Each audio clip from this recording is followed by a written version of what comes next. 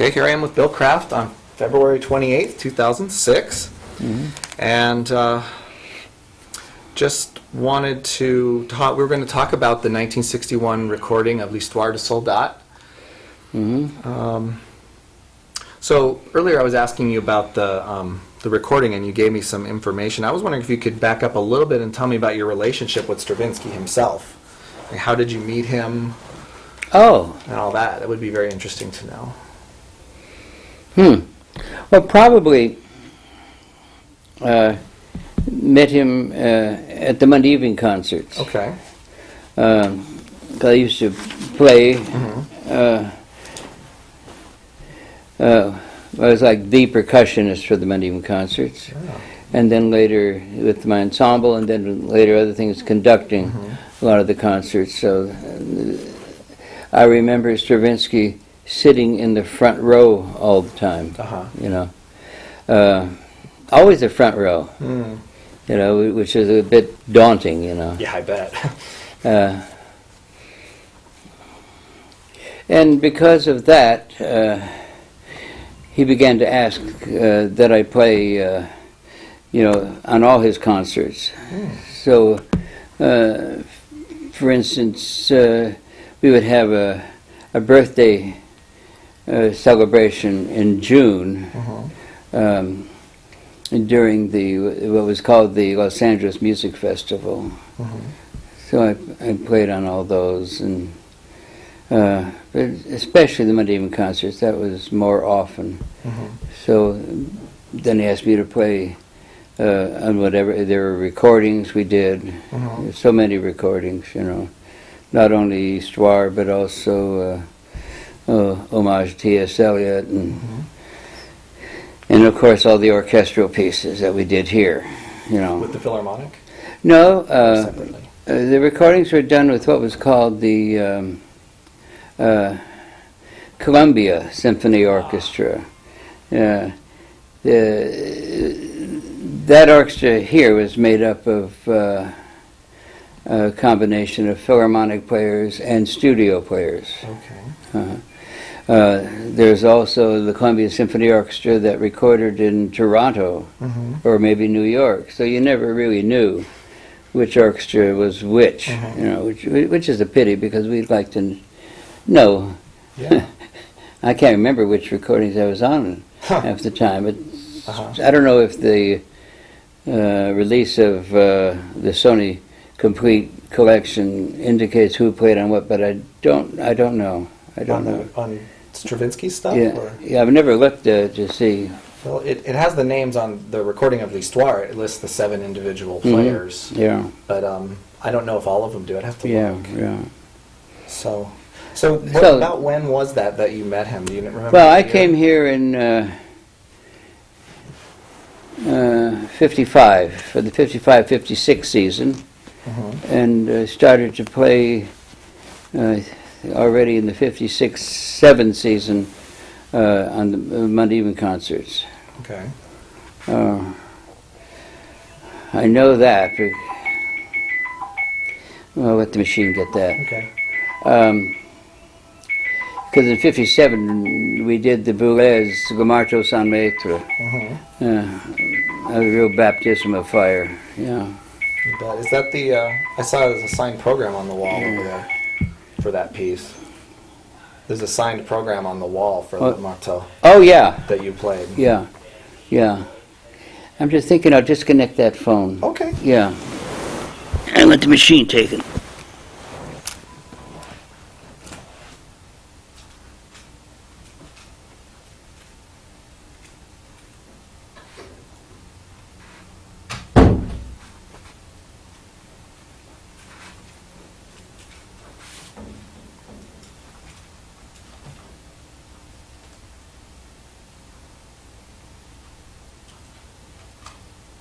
There you go. Oh, You're dead now. death to the ringer. What? I said death to the ringer. It's for the ringer. To the phone ringer. The ringing. Yeah. Yeah, so you mean that, I did that for the ringing. I know. I was just teasing. Is that what you're saying? That's for the ringer? Mm-hmm. Okay. Sorry. I was trying to make a joke. It didn't work. All right. Sorry about that. I'll think about it. Yeah. Okay. All right, so you were you were here starting in about 1955, fall of 55. Yeah. And you were starting with the LA Philharmonic at that time? Yeah, that's why I came. Okay. And then I was just kind of wondering if you remember what year or when you actually met Stravinsky for the first Well, time. I certainly would have met him during the Boulez recording. Mm-hmm. In fact, I would have met him at the Boulez rehearsals Ah. because he came to all the rehearsals. Oh, okay. That in itself is a nice little episode. Mm-hmm. How so? First of all the conductors, all the composers that came to those rehearsals, Mm-hmm. he was the only one we noticed turning the pages at the right time.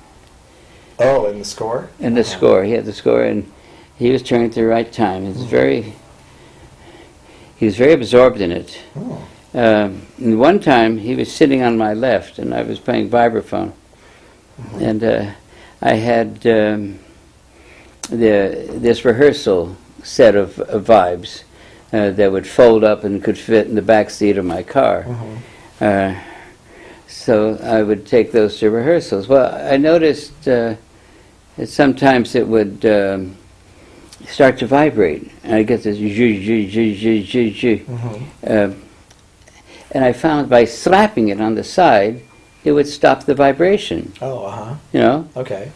Well, the day that Stravinsky was there, I noticed every time I slapped it, he would look in the score.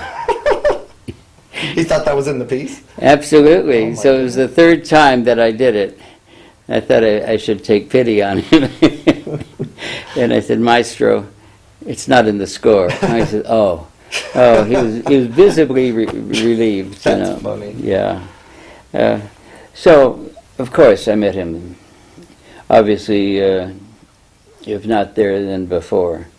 Okay. So pretty soon after you got here, you would Yeah. have met him already. Because, the minute I came here and saw the Monday evening concerts, I just went up to Lawrence Morton and said, if you ever need a percussionist, I want to play. Mm-hmm. They didn't pay anything at the time. Really? No. Wow. After a while, it became generous, and we got $10 for an evening. And then graduated to $10 a unit. So if you played 2 pieces on the program, we'd get $20. Wow. But then I think someone complained to the union, or somehow the union got involved and insisted that we be paid union scale, at least for the concert, nothing for rehearsals, I think that's the chamber music way, but none of us did it for the money, We all had other jobs. I had the Philharmonic, and most of the other players were from the studios, Wow. As you know, the guys we talked about, Mitchell Lurie, Izzy Baker, and Pearl Coffin was the pianist, Are there others that you can remember? These are the first call Stravinsky players you're talking about? Yeah, well, Roy D'Antonio, Mitchell Lurie, sometimes Dominic Farah,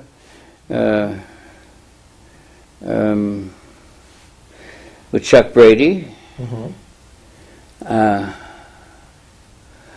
Lloyd Olyate, trombone player, with their brothers, Lloyd and what was the other brother's name? One played saxophone, the other one played trombone, so I may have the names mixed up.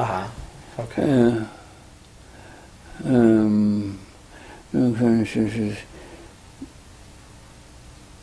Percussion-wise, if they needed more than one, Jerry Walt Goodwin, who is my colleague in the Philharmonic, come and play. There was a percussionist who played most of those before I came, named Forrest Clark. But Forrest was a wonderful player, but he had a habit of missing something. you know, maybe going to the wrong place for a rehearsal, or with he played the Philharmonic in children's concerts, sometimes school concerts. He'd go to the wrong school. Oh. You know, so things would happen. You know, always. Ingolf Dahl told me about this. He said Forrest was never wrong. You couldn't tell him anything. You know, and evidently he was a problem for them. You know, something was always going wrong. Or anyway, so he didn't play with the Monday evening concerts after I came. I don't remember, but he did play with my ensemble. So I would say that if the ensemble played, that yes, he did play. Let me see. Well, there are other percussionists that would come in on occasion. Wally Snow, I remember him. Maybe, no, later on, maybe Chuck Delancey, but that was afterwards. I'm going through the instruments. Piano, of course, was always Pearl Kaufman or Dolores Stevens. And Dolores is still very active. She plays around Los Angeles. She's the artistic director of the Martha's Vineyard Summer Festival. And she's a demon. She plays contemporary music like crazy, and the repertoire. I've heard her do Brahms, and it's marvelous. You know. Dorothy Remsen, if we played, if we needed a harp, that's a story in itself. Dorothy Remsen was first called harpist in the studio. Wonderful musician. And when we were doing Le Marteau, you know, Boulez, 1957, there just weren't players around who were really acquainted with contemporary music. As I said, we were like a select group that did the Monday evening concert. We did the Stravinsky, and we prided ourselves that Stravinsky was duck soup for us, you know. Well, here comes Le Marteau, which is another ball of wax, you know. Wow, you know. Well, I had to get 3 percussionists, or 4, depending on how it's divided. One for what's called the xylorimba, it's 5-octave xylophone, vibraphone, and then there are the cowbells and bongos. The way we did it, Walt Goodwin played one of those, either the bongos or the cowbells. They were tuned quarter tone apart, because I took Pierre to the drum shop to pick him out, and he loved the quarter tone ones. But Les Remsen, who is Dorothy Remsen's husband, and a well-known trumpet player and a teacher at USC, he had played the Philharmonic and left, and he played the other part. I'm not quite sure, I can't remember if it was necessary to have 2 players on those, or just for some reason it was easier for them. Well, I had heard that Dorothy had studied xylophone with George Hamilton Green, who was like the daddy of the xylophone players for rags. He got the I'm familiar with his music. I love his stuff. Yeah, those yellow rags are great. So I called her up and I said, I understand you studied with George Hamilton Green. She says, yeah. I said, do you suppose you can come out of retirement to do this piece by Boulez? You know, because I couldn't find another percussionist in Los Angeles that could really do that. Wow. You know, there were studio players and very good, but not accustomed to all the meter changes and requirements that were coming on, the irrational rhythms and, compound rhythms, all that stuff. So she says, yeah. So she said, okay. She came out and nailed it, Wow. Never looked down at the instrument, always just look at the conductor and at the music and playing. It was very phenomenal. Wow. Milton Thomas played viola. Uh-huh. So he was a regular in Monday evening concerts. Different violinists. Izzy Baker was one, but Izzy usually played with the orchestral stuff, but he did do Histoire. That's true. It's hard to remember some of those guys.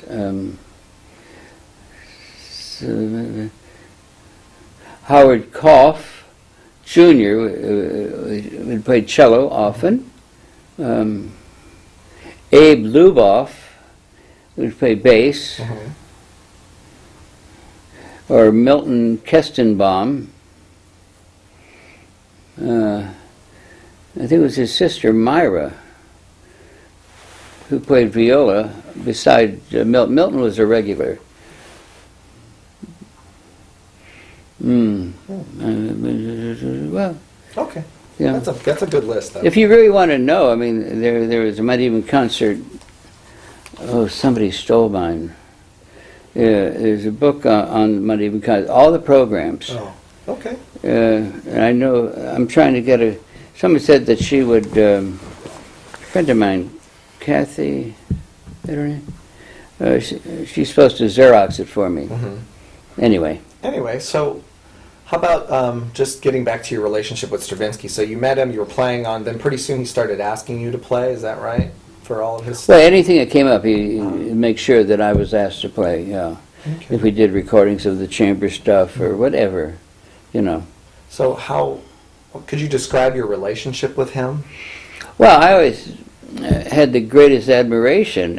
You know, I worshipped the man because I was one of the multitude of musicians, and especially composers, whose lives had changed because of the Rite of Spring. You know, I told that to Boulez one time. He says, "Yeah, but that's true of all of us." You know. So I was always very what's that word?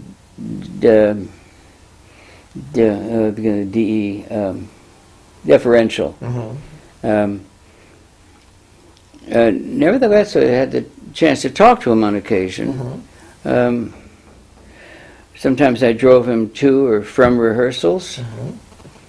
I remember one time in particular, when I brought him home, he said, he asked, "Why don't they do my new music?" Well, we're talking now about Threnny and Agon, that period. And, well, I don't know if I did the right thing, but I was kind of stumped. Because I knew that Threnny, in particular, was considered to be dry, and some of the chamber works came out that time. They were very stark, largely because I would guess Bob Kraft had more or less pushed him into 12-tone. At least he takes credit for it, you know. And so I said to him, not thinking of what else to say at the moment, it caught me off guard, and I said, "Well, that's your fault, maestro." He says, "What do you mean?" I said, "Well, you wrote 3 masterpieces, you know, and that's what everybody wants. They want the same 3, you know, Firebird, Petrushka, Sakura, Fire, you know, over and over again." In a way, I was saying, don't knock it. Who wouldn't like to have 3 masterpieces that are played all the time? However, he was upset that they weren't being played, you know.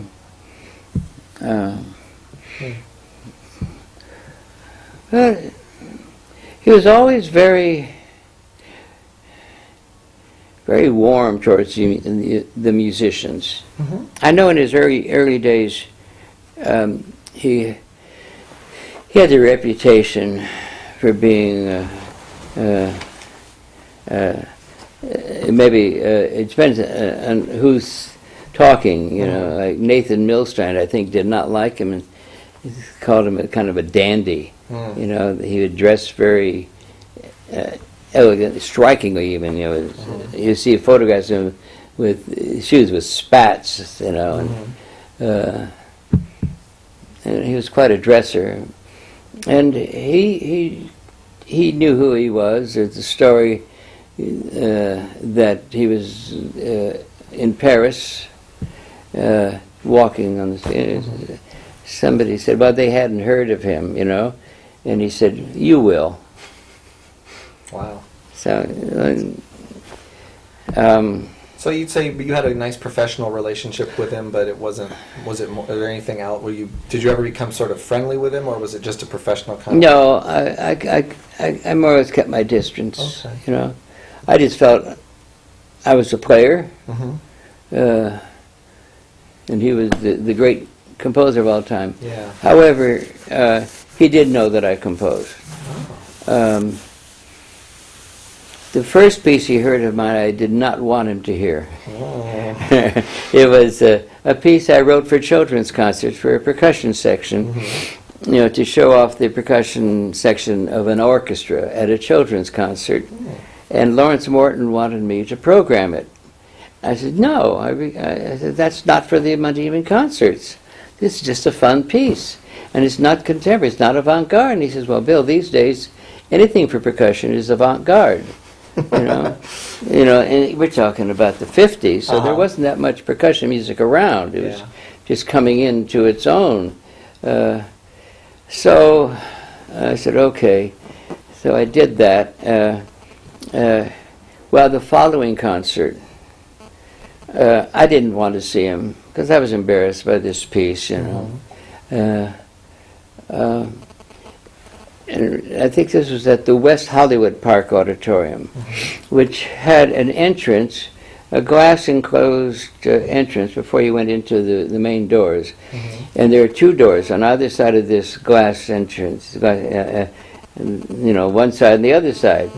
Well, I saw him, so I purposely went to the other side, thinking, well, this is a bigger line, so he'll probably get through first. And, well, it turned out that his line moved slowly and mine moved quickly. We came face to face, and he says, you brought us great pleasure. And I started to, so Maestro, that's not the piece, you know, you know. Anyway, that was the first one. And then I did a piece called Concerto for Percussion and 11 Instruments. Which we premiered on the Monday evening concert. Or do we either there or at USC? It was written, Barry Silverman played it on his master's recital. You know, I sent him a score and asked him if I could dedicate it to him. So yes. So that was like the extent of our relationship, always a little bit removed. I never had the nerve to be close, and I should have. I was always, you know, oddly enough, I have a timid side, and never pressed it, but there are so many things. I could have asked him to look at other pieces. I could have asked him to look at so many things. But I just felt it wasn't in my place to bother him with things like that, you know. That was just the way I thought at the time. So we didn't get closer than that, you know. We would talk at recording sessions, you know, or at rehearsals, you know. Something might come up, especially if I had a question, or if he had a question. When we premiered Agon, as an example, he had written for a set of 4 timpani, and then a 3 tuned tom-toms, E flat, G flat, and B flat. But the part really was an extension of the timpani, it seemed to me. And so why did he write for the tuned tom-toms? So I went down to ask him. I said, wouldn't you have preferred to have 3 timpani to cover the upper part? And he says, well, yes, but I did not know if you could reach the B flat. I said, but Maestro, you have a B natural in Sacra. And he says, I do? you know. So we had some fun. But he was always asking questions, you know. Of you about percussion stuff? Oh, yeah. He called me up one time. He was working on a piece. More than once. What the hell is... if I'm not mistaken, I get my titles mixed up now, so long ago. The Homage to T.S. Eliot, I think that's the one. I'll have to check and make sure that it has this timpani part. But he wanted me to go over it with him. So I came in, and I looked at the score, and he had two timpanists. But I saw most of it could be accomplished by one player. Other parts could be accomplished by one player, but with some difficulty, but perfectly possible. So I told him that. Much to my chagrin, because then when I don't know if we played it in concert or went directly to recording. I can't remember.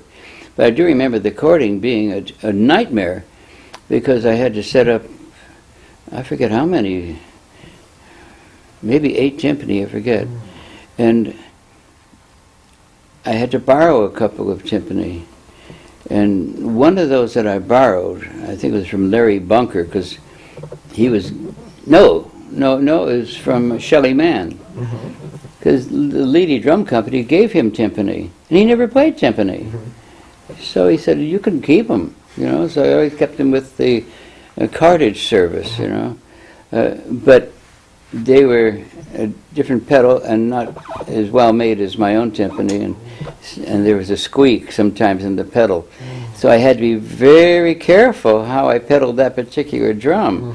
Well, in a piece as thin as that was, and it's a very light chamber piece, you know, this was very delicate and dangerous, you know, so I regretted that I ever told him that.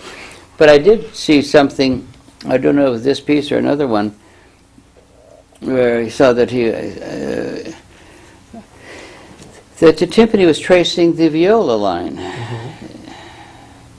And he dropped out for a measure or so. And I said, didn't you want to trace the viola line throughout? And he said, well, yes, but I didn't know if you could do this. I said, oh, yeah, that's no problem, you know. So it just meant pedaling and things like that. But we did do it, you know. Wow. Another time I went over, and my ex-wife wanted to go. She said, can I go with you? I want to meet him, you know. So I said, sure. So we walked in the house. The first thing he said was, you must see my new swimming pool. So fine. We go to the French doors, and he opens the doors, and here's what it was really like 4 by 8. It's like a spa, or jacuzzi, you know. Oh, he said, that's beautiful, that's wonderful, you know. At the time, we had a 20 by 40 foot pool. And another time, I think I went over at Bob's request, because we were getting ready to record Deserts, or Desert, Varese, and Arcana, and Amérique. And Stravinsky was sitting on my right and Bob on my left, and I think it was Amérique. Here's this bass line, ba bee bee ba bee bee ba bee bee ba, and I turned to Stravinsky. I said, "That's Firebird." And Stravinsky says, "Fine composer." Yeah. That's great. Yeah. Well, that gives you an idea. Yeah, that's really cool. So now on this particular, do you know anything about how the recording process this particular project came about, and Which how one? this Histoire? particular histoire, and how the group was assembled, who contracted it, all that kind of stuff. Well, Phil Coggan, Kahgan, who is the contractor at Paramount Studios, did all the contracting for the Stravinsky concerts and the Stravinsky recordings. So he had a group of players that he always picked. I mean, he knew the city. Phil had played viola with the Philharmonic for many years, and then he got into studios. I don't know more than that about it. So it's really Phil who started to do that, for the outside things. The Monday evening concerts, that was always Lawrence Morton who chose the players, and then Stravinsky, if he liked particular people, he would ask for them to be there for sure. Okay. So that's how it was put together. And this was all, you said all the Columbia masterworks and recorded out here were done by him? They were contracted by him? Oh, yes. Okay. Oh, definitely, yeah. It'd be nice to know where that library is that he had. Yeah. Which library? Well, his tape library Oh, of his all tape. the masterpieces. That reminds me, I have to find out if that reporter is still around. Yeah. Yeah. Yeah. Well, is this man Phil still around, or? Oh, no, he died maybe 15 years ago. Okay. Yeah. All right. I found some interesting evidence in the discography. I was telling you about the discography. Yeah. And it said that on that session you all recorded the complete music, not just the suite. Is that true? No. No? No. Oh, interesting. There was no narrator. Did you? Well, okay, so there was no narration recorded. No. Okay, but did you record more music than just the 9 movements that's known No. as the suite? No. Oh, really? Yeah, you could listen to it and you'll see that's all that. Mm-hmm. Yeah. So everything that's on the recording is what was Yeah. done. There wasn't anything that was extra that wasn't ever released. No. Oh, No. that's interesting. Because Yeah. that author had listed a whole. He said complete music, and then he said suite, and the suite was released, and the complete wasn't. So I wonder how he got that information. Because obviously you would. Well, know we if- didn't do it. Yeah. That's all I can say is we didn't do it. Okay.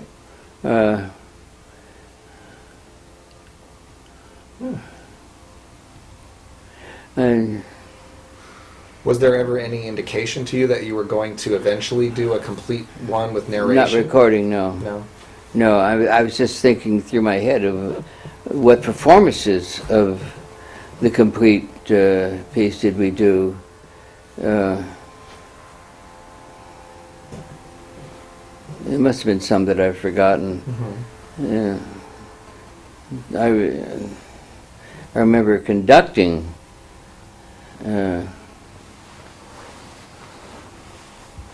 yeah, we did the full suite. We did the full suite with the Philharmonic one time, but it was a new text. Let's see. Jack Larson had written a new text, and we did. It was supposed to be a stage performance with the Philharmonic. Pinky Zuckerman played the violin. Goddamn guy comes in, for the dress rehearsal. Yeah. Didn't come for any of the other rehearsals. Comes in for the dress rehearsal and nails it, Yeah, that's all it took, just a one rehearsal. Wow. And there was supposed to be a fully staged version. And whoever programmed it, I think it was Fleischman, because this is his kind of idea. He had the progeny of famous people do the acting, except for John Houseman, who did the narrating. So we had Peter Ustinov's daughter doing the princess, Rubinstein, Arthur Rubinstein's son, I guess it was John, I think he was the soldier, and Otto, it was Werner Klemperer, the son of Otto Klemperer doing the devil. There are only two problems with that casting. One was that Ustinov, I forget her first name, didn't dance, and that's all the princess does.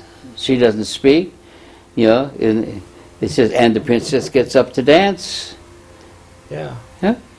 She doesn't dance. So we forgot that. And the other problem was that Werner Klemperer was the world's worst musician. I tried to get him to do the entrance, one of the Devil's Couplet. Two bars rest. Boom, chip, boom, chip, boom, chip, boom, chip. Now you come with me. He could never come in right. Really? No matter a half hour I spent with him. I said, Werner, when this hand is up, nothing.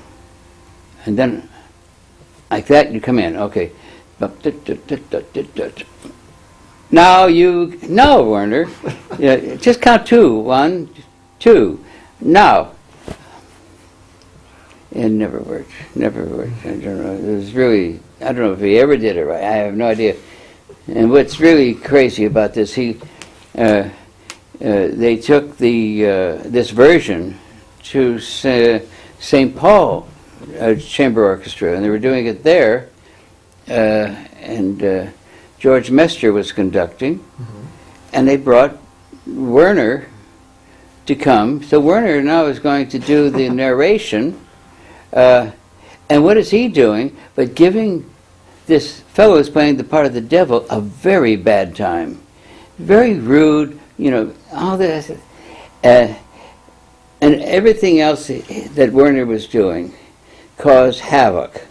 So they finally called me and said, we're doing the version you just premiered, but we're having all kinds of trouble. Could you come and maybe straighten it out? So I went there, I sat with Mester, looking at the score, and he kept telling me what Werner said happened here, and I said, no. And I said, look, just forget Werner, because everything he's telling you is wrong. Go by the score, it's right there, so that's it. So much for that story, you know, for Histoire. I wondered if you could tell me again about Robert Kraft's involvement in this particular recording and what all happened with that.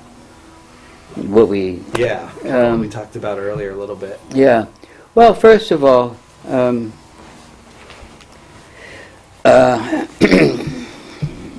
as you may know, the original percussion part was impossible to use. Whoever copied it knew nothing about percussion. And particularly, he confused a lot of issues about the nomenclature, what drum is what drum, and so forth. And in particular, in the last section, the Marche Triomphale du Diable, he had put every instrument on a different staff.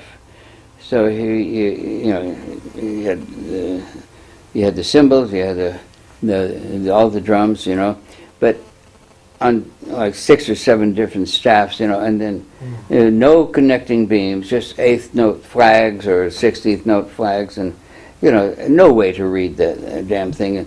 And then you had a page turn right in the middle of all that, and you know, as I've often said, you have to have a very trained appendage in order to turn the page, you know. So from the very beginning of Histoire, the percussionists copied their own parts. And Stravinsky makes mention of this somewhere, that it's advisable for the percussionist to make his own part. You know, never thinking to have one made for publication.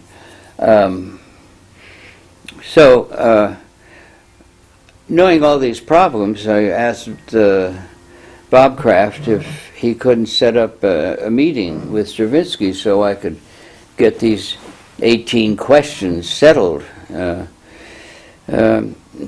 told me to come Tuesday at 2 o'clock, come to the house at 2. So I came to the house at 2, and the maid said, she asked me what I wanted, you know, and I said, well, I have an appointment with the maestro at 2.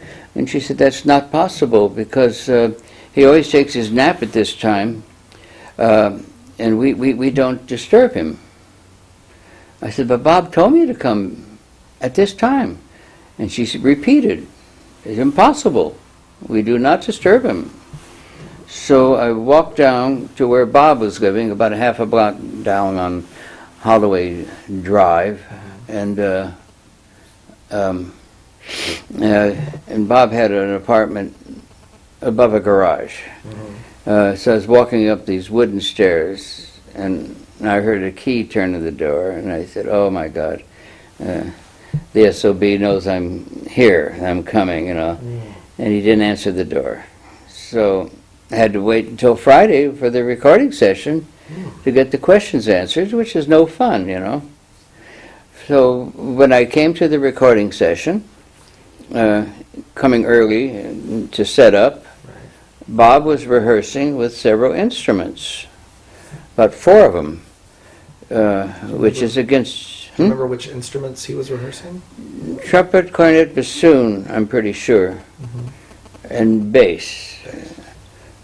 I would guess the bass. I think that was Dick Kelly, Senior. It may not have been the, I don't know, could have been the trombone, yeah, instead of the bass. I don't remember seeing, but that's hard to say. At any rate, he was rehearsing those instruments and asked, you know, and when I came in and started to put my instruments down, my drums and stands, and he went shh, shh, shh. That meant he was recording. And I said, for God's sakes, you're not supposed to rehearse for recording. That's against union regulations. Also, he's recording. And they're not getting paid for recording, you know. So it's a double violation. So I had to wait until Stravinsky came in order to get the question. So I realized all I could do, you know, is just put all the drums on the floor and then ask him. The big question was the tambour. What is a tambour?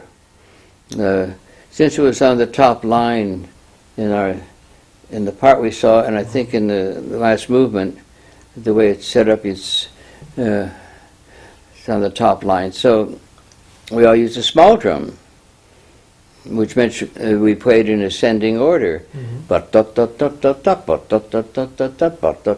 You know. So when Stravinsky came in, I asked him, first question, what is a tambour? And he pointed to the field drum. I said, oh my God, what do I do now? So we discussed it, and I realized that I had to change my whole setup. So while I was reading, ascending, what I'm hearing is so, you know, that was really, we'll call it a baptism of fire, for lack of a better phrase, you know, to record that way. But also, he wanted to ask me about the Marche Royale. He said, you know about the symbol? I said, yes. You know how it should be played? I said, well, yes. You know, I was interested in what he's going to tell me, because I saw him grabbing a stick. I said, well, I'm not going to miss the opportunity to have Stravinsky demonstrate for me, you know. So he went up there and he plays around the edge, the way it's indicated, you know, ching, ching, because, you know, ching, ching, ching, you know. And I said, yes, maestro, but I have this. And I had my hi-hat there, you know. And I said, what you really wanted, you really were thinking of 2 symbols, right? And he says, that's how it came out. I didn't tell him yet. He says, oh, yes, but you have to play the triangle, you know. So I said, but I have this, maestro. And he looks at the hi-hat and he says, oh, but that's jazz. I said, well, maestro, you turn around. Just turn around. And you listen to the Marche Royale in your head and to what I'm playing. So what I did, I would take the hi-hat and just let the cymbals bounce off each other so they'd ring, That way my hands were free, and he liked it. He liked it, so I did it that way.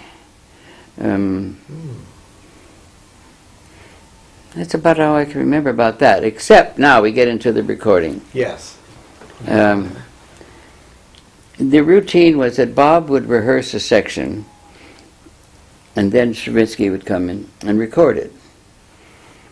All right, so Bob would rehearse a section, and then the red light would come on, the big fire bell. My God, it was so noisy. The big fire bell would ring, and then Stravinsky would come out. We started with the opening, and Stravinsky began, ba ba ba bum bum bum bum bum bum, and the bell rings. It's a talkback button, Yeah, and it's Bob. It's too slow. I can't remember now if it was Bob or John who was speaking, but I'm pretty sure it was Bob. It's too slow. So Stravinsky starts again, and we were all rather astonished, So he starts again and again. Talkback button comes too slow. Third time, they put the metronome up to the talkback microphone. At 110, I believe it is. And Stravinsky banged his hands on the stand and says, I do what I feel. And I said, this is history, because, after all, this is the man who said, don't interpret my music, just do what's written, So, we got through the movement, but I was thinking, the big difference between Bob Kraft and Stravinsky's conducting was all in character. Bob had no character whatsoever. No matter what the music was, if it was slow enough to subdivide, he would subdivide. And maybe that helped in some cases in some contemporary things. You can't subdivide some things if they're irrational rhythms.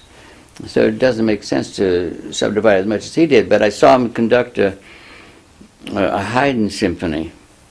And the slow movement, he's subdividing. I said, why the hell is he subdividing? It's a lyrical movement, What the hell is he subdividing for? We don't need any rhythmic help, So that's the way he was. Very dry, very pedantic, and he did a lot, but he didn't have the insight. He didn't have the depth, let's put it that way. But he certainly didn't understand character.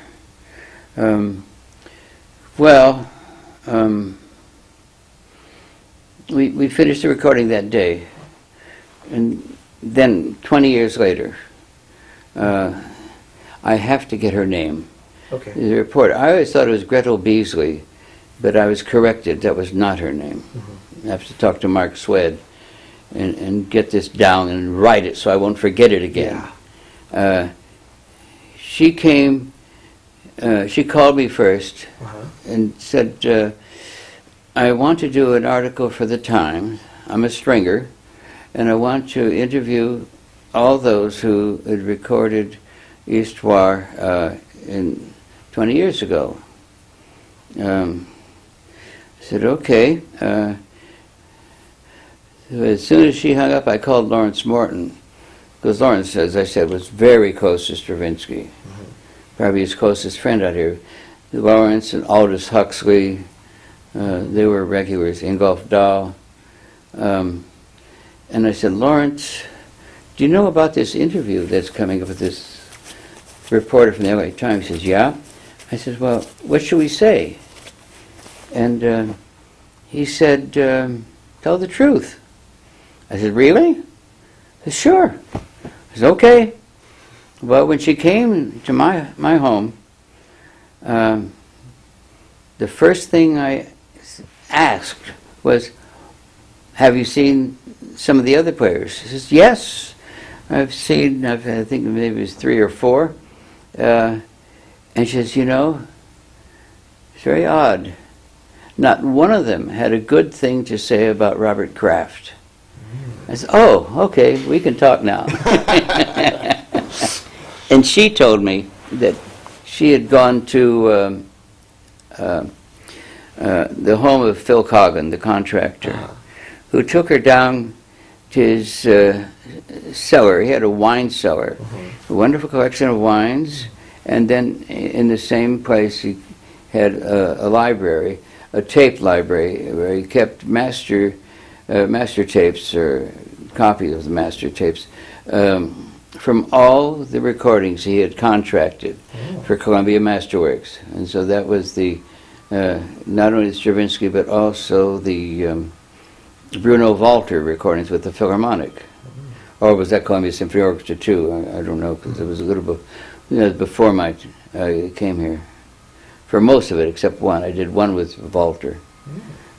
And he, and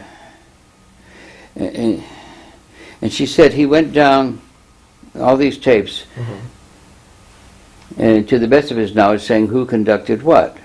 And some were mixtures of Stravinsky, Kraft, Stravinsky, and then she says, I don't know about this.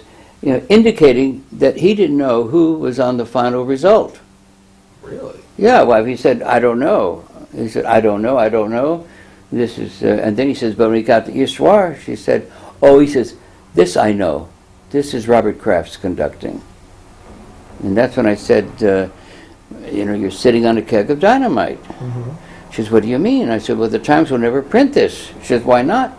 It's because Bob will sue for libel.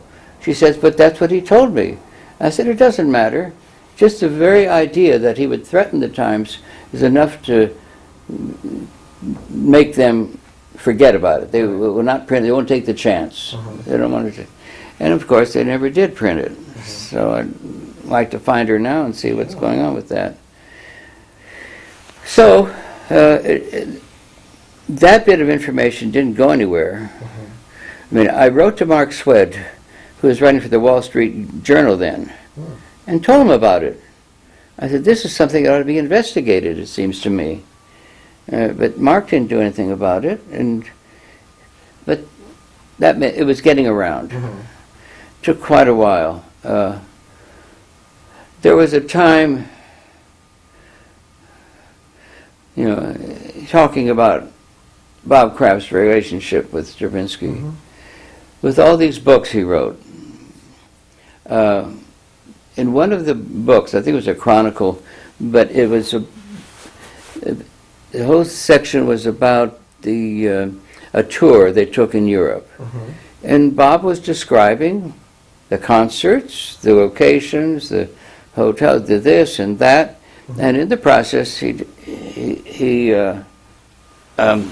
described a day they were in Strasbourg, and he described the arrival, describes the hotel they went to, and going up to the roof garden for lunch. And he describes the entire meal, you know, ending with strawberries Romanoff. Well, it was discovered later that they never went there, that concert had been canceled.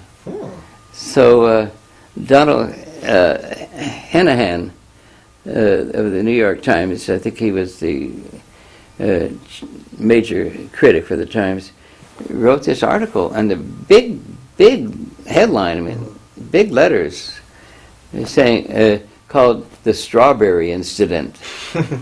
And he revealed that they never came there. Well, that created quite a furor. I remember a wonderful letter that Halsey Stevens wrote to the Times. And he said, well, from now on it's going to be difficult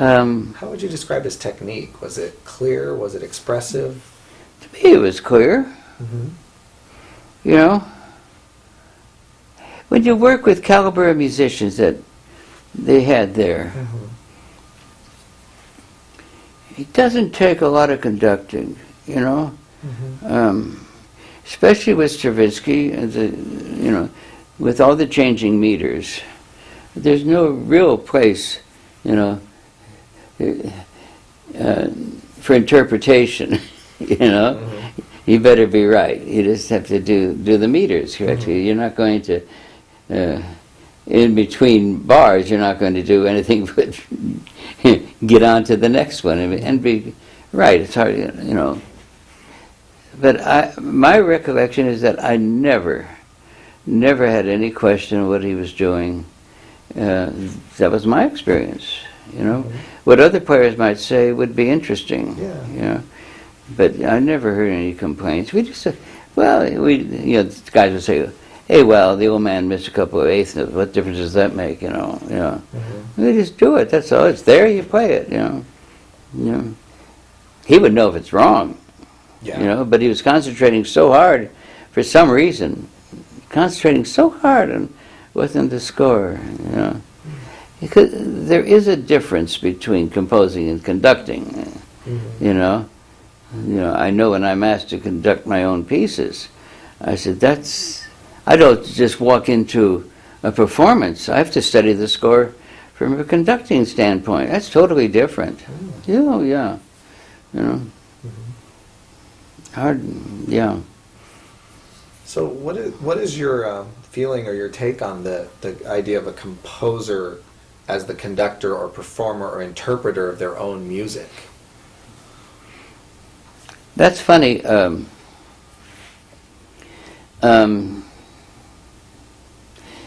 Zubin Mehta once asked me to conduct something of my own. And the reason he gave was that there's something that a composer brings that a conductor cannot. You know, after the composer feels what he wrote, you know. And some of these things cannot be put into notation. These little gestures, little tenutos or little phrasing, Mm-hmm. things that are sometimes sometimes things that a composer does without, or does not do without being aware, you know. When he conducts, he does something that he's not aware, it's not really written, you know. How do you do it, you know? But I think that's what he meant, and I think that is what happens. However, I have seen composers conduct who are not good conductors, so they kind of destroyed it, you know. I remember doing Roy Harris's Ninth Symphony, I think it was. Mm-hmm. Did he write that many? That's so long ago. But he had 11/16 section. So it's like 1 2 3 1 2 3 1 2 3 1 2 1 2 3 1 2 3 1 2 3 1 2 1 2 3 1 2 3 1 2 3 1 2. Well, it always came with an extra 16th, so it was nothing more than 12 seconds.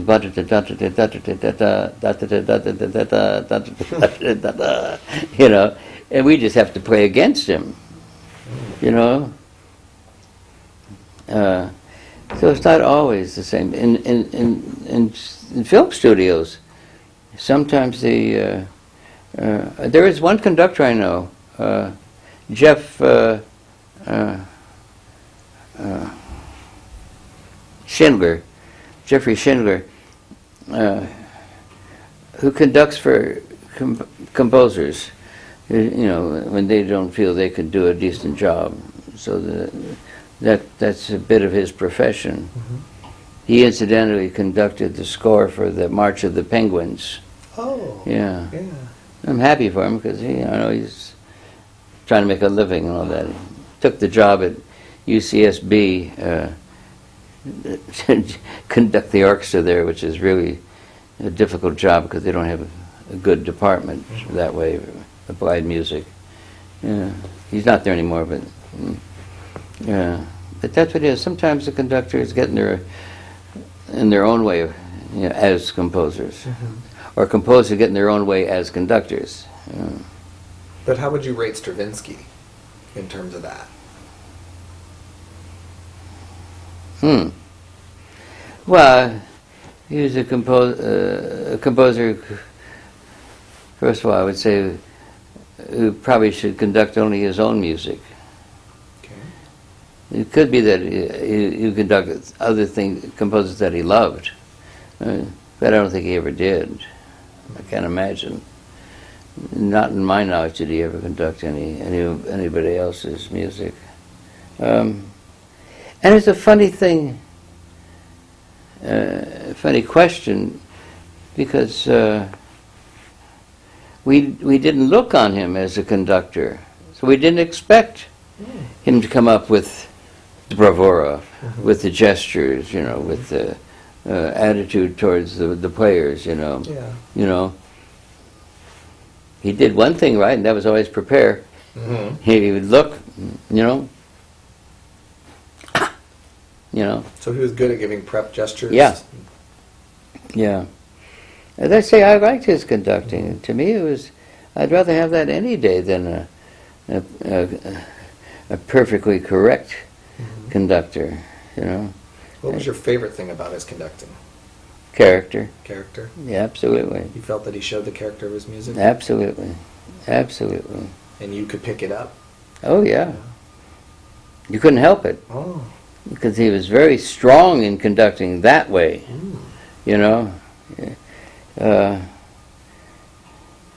absolutely.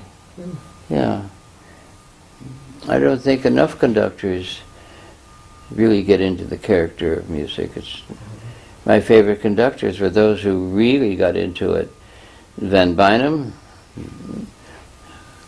who was our favorite conductor. Everybody in the Philharmonic who was there when Van Bynum was there still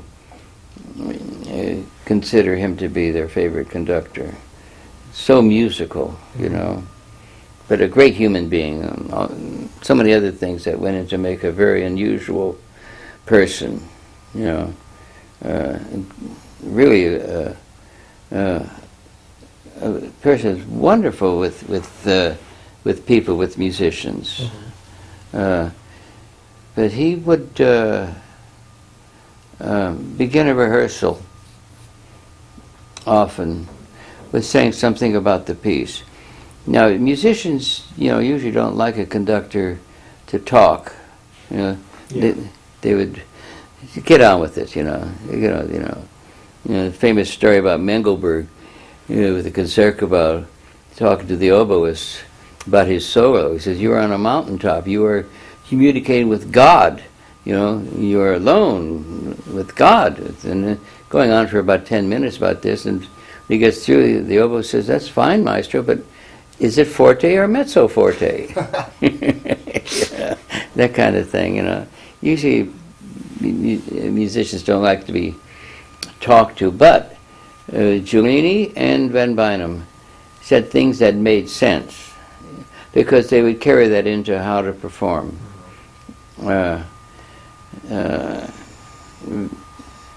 remember my favorite little episode was when Van Bynum was doing the Prokofiev Romeo and Juliet, and he said, we come to the ball scene, ba-bum, ba-bum, ba-bum, ba-bum, and he said, "No, you think of the Russian, with their big bellies, Cossacks and their boots, and and so they're not good dancers, so therefore, trombones lean on the upbeat, ba-bum, and molto pesante, ba-bum, ba-bum, ba-bum, ba-bum, and there's its strings and woodwinds. Strings, he said, dig into the strings. Woodwinds, dark colors. And then he would turn the whole thing around if he was doing, say, Schumann or somebody. He would talk about when this piece was written, what was Schumann's mentality. Same thing with Giulini, he's talking about the Manfred Overture. He said, Schumann, this is during the Sturm und Drang, and Schumann's difficulty, the mental difficulties were showing up, and this and that. So there's a great exaggeration. All of his life is in this overture, so we exaggerate all the characters. When it's light, it's very light. When it's dark, it's very dark. You know, and that makes sense. You don't mind hearing that. If a guy is giving you something you didn't know and like to know, you know, that's very rare. Yeah. Very rare.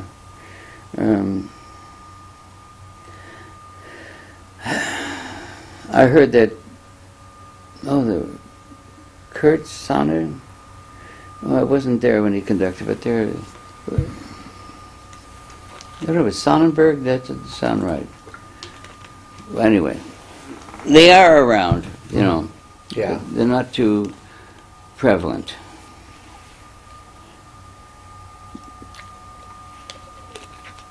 And usually European, Really? with more depth. Bernstein, though, was great with all that. He would get into the depth of a piece. I was very concerned about character and what the piece was about. Marilyn Horde told me that they were recording Carmen. And I don't remember if it was the first or second act, but they had just completed recording an entire act. And she and Lenny went to the Carnegie Tavern, having a coffee or something, and she said Lenny just had his head buried in his hands for 10 minutes, not moving.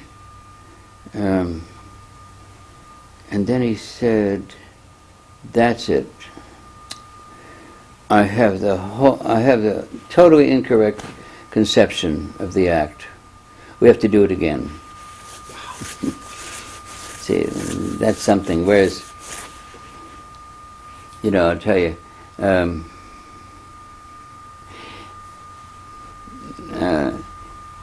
who was it? Giulini was interviewed by Tom Cassidy. Used to have this program called Luncheon at the Music Center, and interview guests like Giulini, or if it was a soloist, etc., or a composer who was having a premiere, whatever. And he asked Giulini how he compared his two recordings of the Brahms symphonies. And Giulini said, I don't compare. I conduct as if I had never done the piece before. I start from the beginning and I study it, and, you know. Well, then Zubin was on the program, and Cassidy asked him the same question. How do you compare your two recordings of the Tchaikovsky symphonies? Or maybe it was the Fourth Symphony or something. It seems to me it would be one symphony he's talking about. And Zubin said, I'm happy to say that there is only 1 minute difference between the two recordings. He's like, so what? You know? Is that all is that all he thought about? I know. It was a funny answer. You know? I'm sure he had a lot more to say, but that was not the question. You know what I mean? Yeah. But Zubin was a very instinctive conductor. He got mad at me once because I was quoted as saying that. I didn't necessarily mean it derogatorily, because that's what made his conducting so exciting sometimes. You know, when you played for Zubin, you were never bored. Never, you know. So I didn't mean it derogatory, but he didn't like it. And he says, what was it? Instinct without analysis is meaningless. Well, I agreed with him. I said, yeah, I know, you're right. Yeah, yeah. You know, but I was giving the impression that I really thought that he did the analysis before, but sometimes he learned things so quickly that he really didn't dig in, you know. And sometimes he'd memorize things too easily, you know. I asked him how he memorized. Did he have photographic memory? And he said, well, he didn't mean to, but when he was marking off the phrases and things like that, and cues, those things just stuck. Yeah. Whereas you take somebody like Barenboim, I asked him if he had a photographic memory, because he was doing a concert without scores, including the Stravinsky Violin Concerto. And he says, oh no, he says, I just work very hard. And Dan Lewis used to teach that. He would study every line. I don't know if I'm sure he put them together at some time, you know. But I prefer the analytical conductors, you know. That's what the music is about. Yeah. You think, is this all picking up, you think? I sure hope so. It looks okay. Yeah. I don't know. Looks okay? Sounds okay? I think so. How do you know about the sound? There's some way of... I did a little quick test before we started. Oh. And I checked. I listened. It's a very back to sensitive it. microphone. Yeah, the microphone is Yeah. great. So Next. Well, I just had one question that occurred to me, but I'm a little afraid to ask it because I don't want it to seem like a weird thing to ask, because I'm pretty sure I think I know what the answer is. But I was just wondering, because I've been in the studio orchestra at school, and we use the click track and the headphones and all that. So on this L'Histoire recording, you guys did it all with no click. Is that true? Yeah. No, we never use clicks with... That's what I figured. Yeah, only in studios do they do that. Because the tempos are so amazingly on, and it's just... I was listening, compared to all the other recordings I've heard where there's problems with tempos and things like that, and that recording is the best one as far as just rock solid all the time. Yeah, no mistakes, no drop beats, no nothing. So I thought I would double check that you guys were just great musicians, and that's how you did it. I'd like to think so, you know.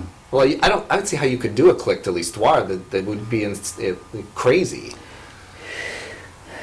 to try to even do it. So It could be the eighth note, tuck, tuck, tuck, tuck, tuck, tuck, tuck, you know, but no, that gets in the way of performing. that's what I thought. That's what I thought. But I just wanted to double check that because it's the best one by far that I've ever heard as far as the tempo is just right on and nothing's dropped or anything.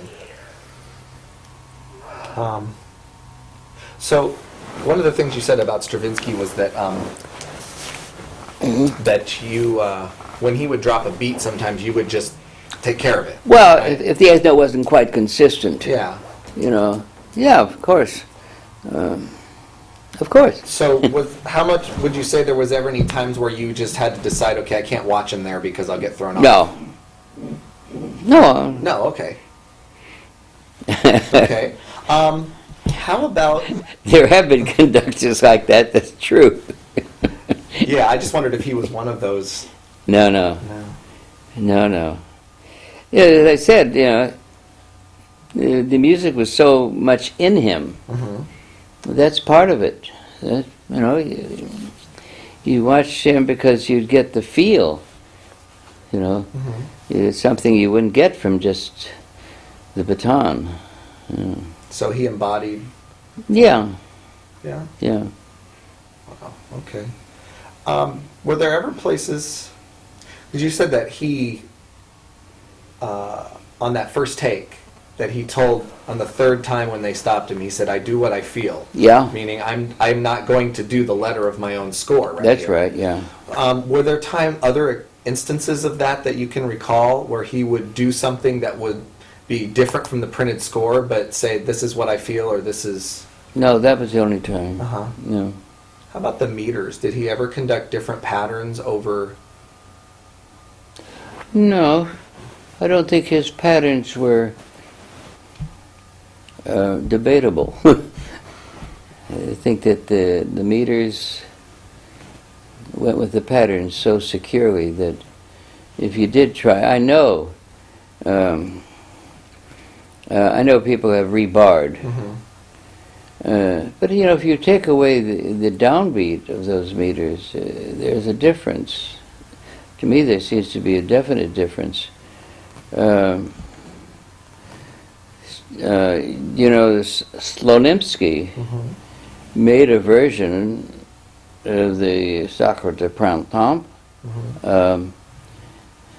make it very easy, like all in two. No, but I've been told it was all in two, but I don't know what it is, if it's really two or something else. But he made it so that Kusavisky could conduct the piece. Really? Yeah. So that's how Kusavisky conducted it, completely rebarred and simplified for the conducting. And Slonimsky told me that he got a call from Bernstein one time, and then he told him, he says, I conducted it from your score, you know, and it works.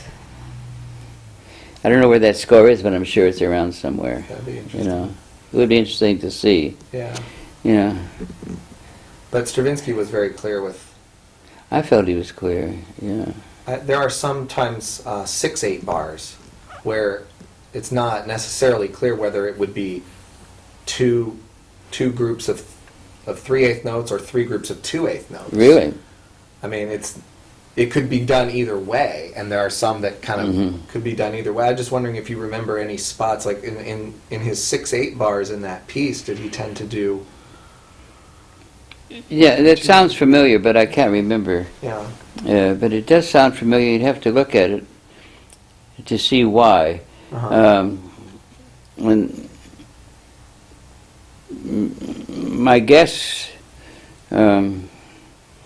is that there was a contradiction between two parts. One was 6/8 and one was 3/4. So you have to take your choice as to which is which. Maybe just do it in one and let them work it out. Yeah, really. That's true. Okay, let me see.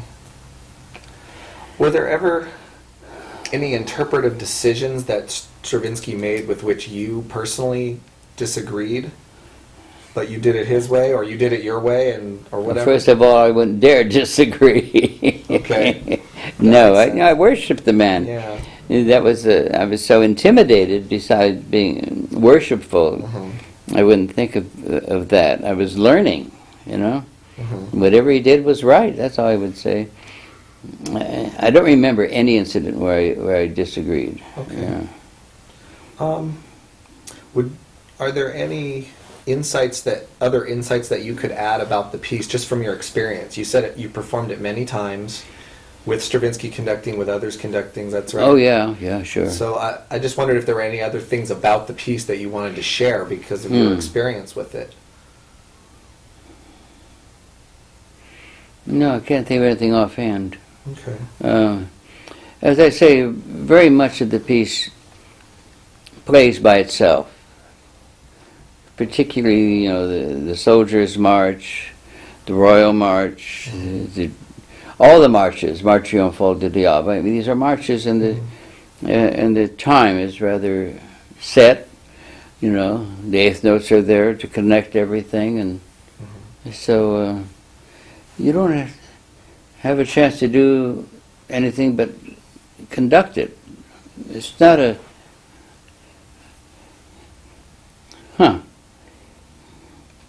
Of course, I'm thinking about Stravinsky taking it slower, so that's an interpretation right there.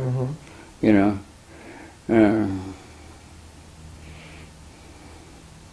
So yeah, it's interesting.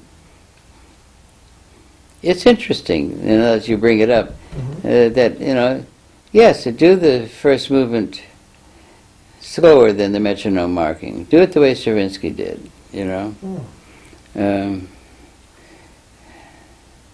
So which would you say is a better indicator of Stravinsky's true intention, his score or his recording? And why?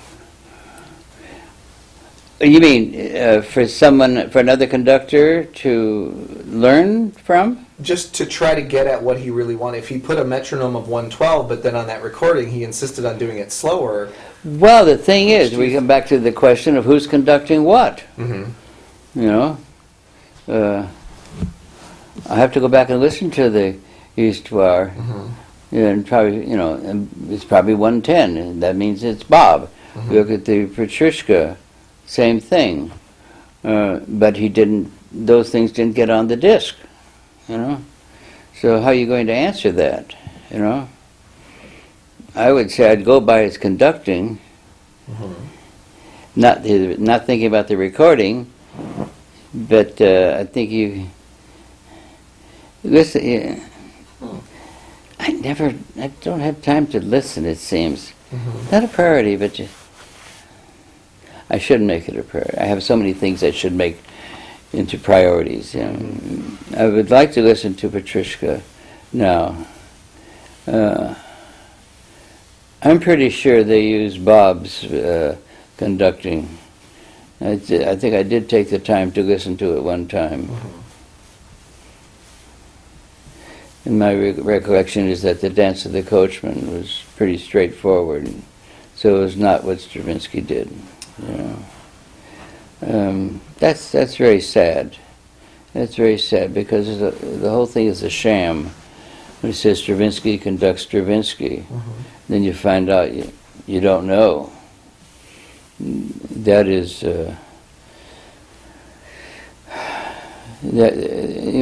that is a real tragedy, a historical tragedy. You know. Yeah. And you know, and Bob should own up to it. Someday he should own up to it. So what is his answer? He goes out and he's doing a whole other series of all the Stravinsky recordings. He's doing them all over again. A big deal, you know? Yeah.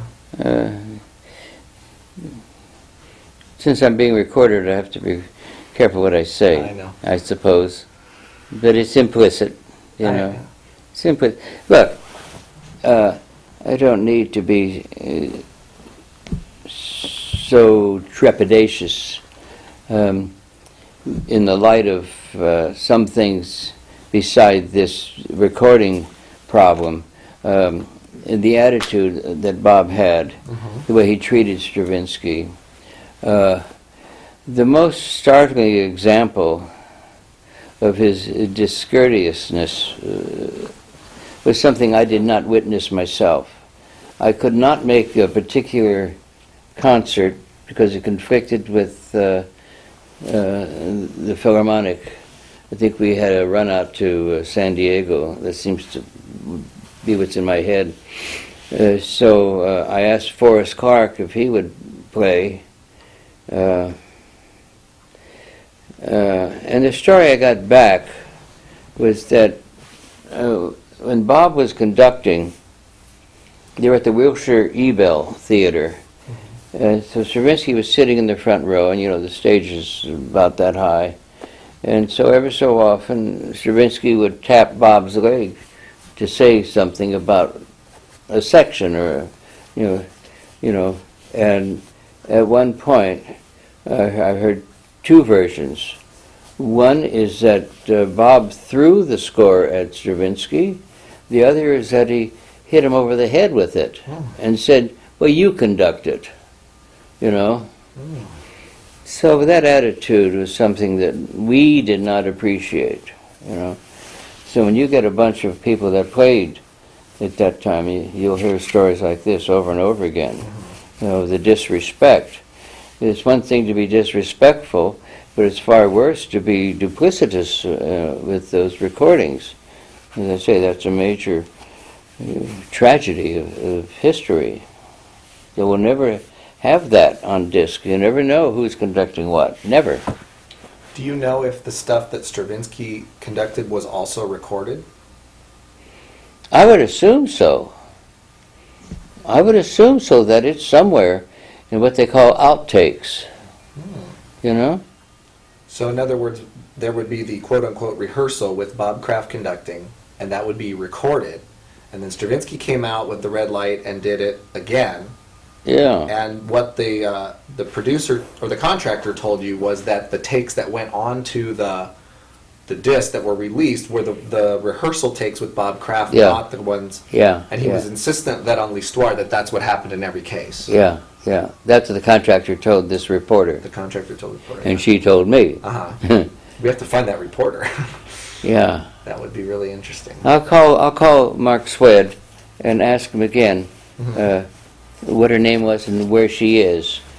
And the other thing that'd be interesting for your PhD thesis is to see if you can track down the outtakes. Yes. You know? Yes, it would be very interesting. How could you do that? I don't know. I think they would be very reluctant to let them out. I'm sure. Well, you can pull the Freedom of Information Act. Maybe. Maybe. Yeah. Wow. Well, the people that would get in the way would be Bob Uh-huh. And John McClure. He was the producer? Yeah, he was a producer. No, John McClure, I think, is retired. Mm. He's still alive. He's still around. But Very interesting. well, you're young yet. You have a chance to outlive them all and Maybe. get into the archives. That would be fascinating, wouldn't it? It would. It would be very. Stephen Walsh would like to know that too. Who's Stephen Walsh? Stephen Walsh is the author of the 2-volume biography of Stravinsky. Mm-hmm. They said the first volume has been out for several years, and the second volume is coming out next month, or April. Uh-huh. You know, we're still in February, yeah. Yeah. In April. So we're looking forward to that. Yeah. Yeah. Okay. You know, I'm noticing that my tape's about to run out. Oh, you're getting the warning light. Yeah, so I guess either need to switch the tape or if you Well, if you got more questions, let's do it. Okay.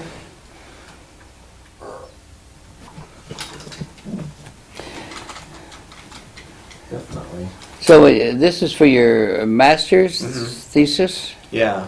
and the film will go with it.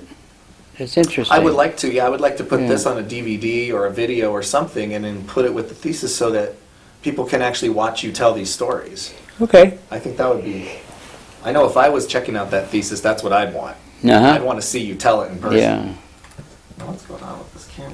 I wonder about the. A revised. I'd ask you about the the published part that you published. I think it was in 1965. You published Yeah. a revised part with some notes in it Oh, yeah. describing about how you had changed it with Stravinsky's. Yeah. So. Well, I felt it was important. You know. It seems I was the only one who ever had the opportunity to ask Stravinsky directly about all the instruments and all the questions that percussionists have had for years and years. You know? So I thought, you know, I should really go through the changes and why, you know? I felt I had to make a convincing case about the tambour, and not everyone decided to make the change. Arnie Lang, whose real name is Morris Lang, did a wonderful essay on Histoire. He calls it Journey to the Source.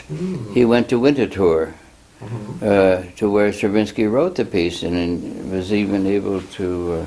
He went to the very house. And I think he asked people who might have known Stravinsky. But when I told him what I found out about the tambour, he said, "I'm not going to change." I said, "But this is what Stravinsky wanted." You know? He didn't want the tambour to be on top. You know? He said, "Well, I'm not going to change." So I was surprised. But for the most part, percussionists have taken it. I wrote a second version because the part I published originally was in ascending order as far as the notation was, but the drums were set up the other way. You know, bass, soprano, alto, tenor. Right. You know? But after many years, I said, Jesus, you know, I've got to take the time to do it right. So I did it again, and I said the only technical problem, which is not a real problem, is that if you set it up the way I'm saying, you've got to... there's a crossover in the last three notes, in the last bar. You go, ba-da-da-da. Unless you do a double sticking, ba-da-da-da. You know, ba-da-da-da, which is not as attractive. That's much more, you know, exciting to see, because you have the drum as a soloist. But what really surprised me is that when I changed it so that everything is notated the way you will hear it, some percussionists said, "Oh, I liked it the other way." They didn't mind reading ascending order and playing bass, soprano, alto, tenor. That's interesting. But anyway, I thought it was very important to get this thing out. Yeah, I agree. Do you actually still have any of those instruments, the ones that you played on the recording, that Stravinsky said, "That's the sound I like"? Are those instruments still around? No, I sold everything. You sold everything. Yeah. Except the mallets. Ah. You saw the score up there Uh-huh. that he signed? Yes. I retired the mallets after the recording. Wow. So those mallets Yeah. you used on that recording? Yeah. Oh. Those mallets I got when I was a student in New York, and they're very old. They're made by a percussionist named Billy Dorn, a great mallet player. And I like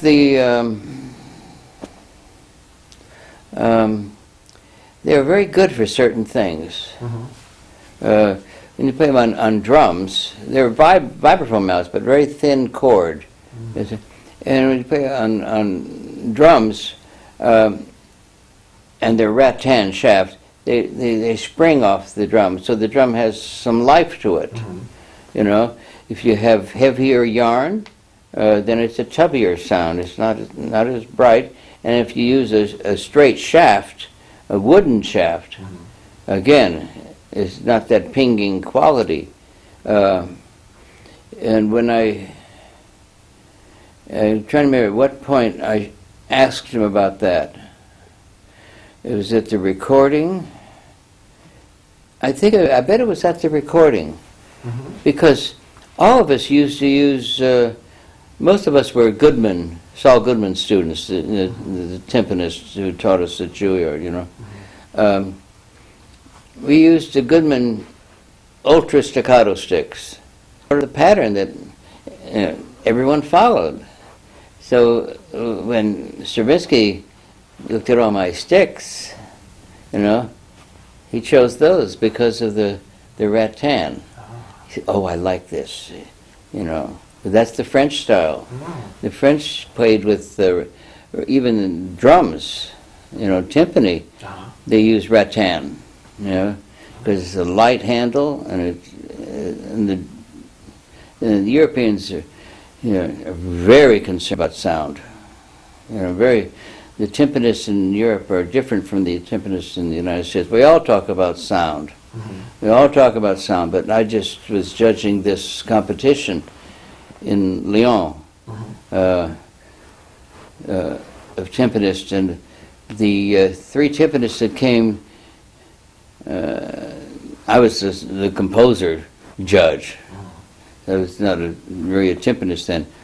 So the three timpanists, the other one was from Basel, the other one was from Munich, and they all had the same attitude, big balls, you know, and very floating sound. They just got such nice big sounds. I'm going to see them again, and maybe write to them and ask them about these things. That would be interesting.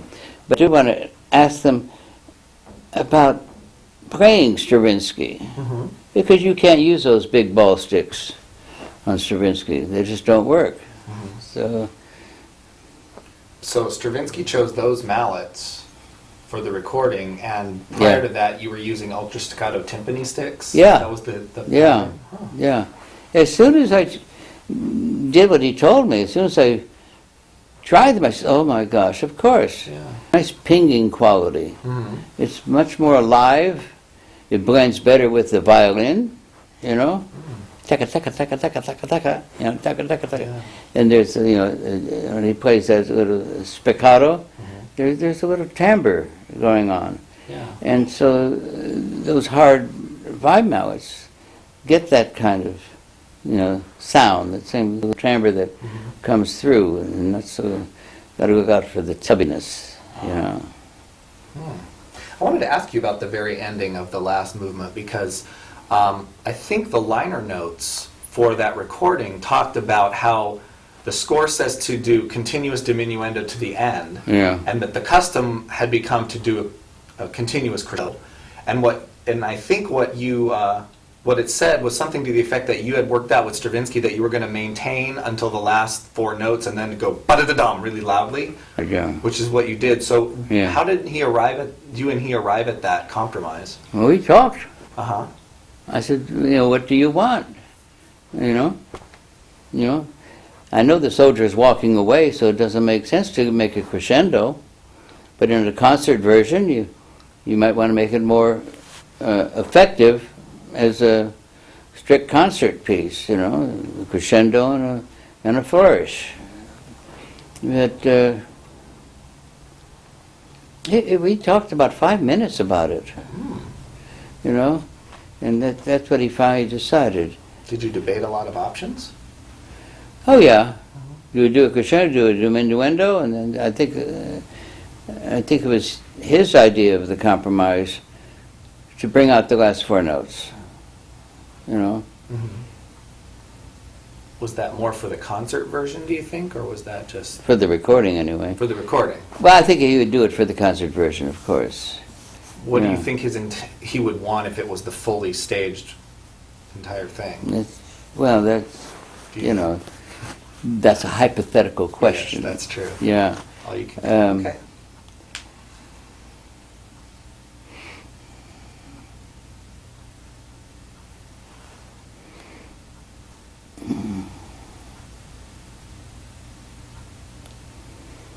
I wouldn't be surprised if he would think the same way.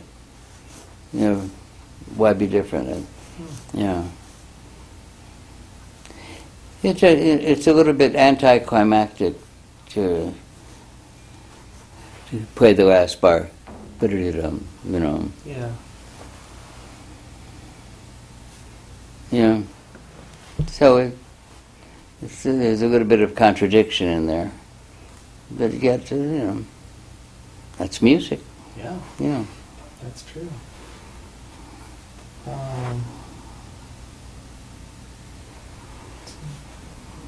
It looks like a continuous I know. page. I don't know. You don't. Do you have We've the done question? plenty for one Huh? day, don't you think? We've done What? plenty for one day, don't you think? Yeah. Okay, then let's stop. Okay. Do you have the questions numbered or what?